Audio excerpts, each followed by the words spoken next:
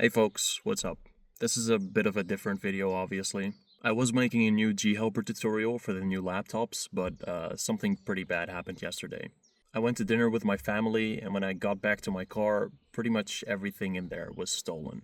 Whoever did it just put a wire through the window and unlocked the car from the inside, and I noticed it right away because my chair was way more forward than it's supposed to be. They took my bag, which had a very expensive laptop in there, my microphone, my tablet, pretty much everything I use to make YouTube videos.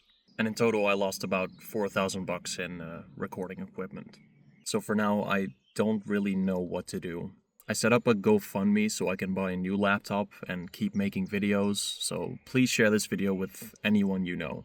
I know it might be asking a lot, but I really want to keep making YouTube videos, but currently I just really can't.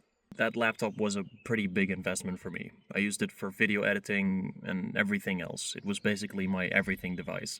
So for now, I kind of can't make any YouTube videos. I might upload some older videos that have never seen the light of day, but currently I can't really do laptop content. Now I know I make a lot of videos about different laptops, and a lot of people think I'm very rich or something, but most of these models are either rentals or borrowed devices, so I don't own them.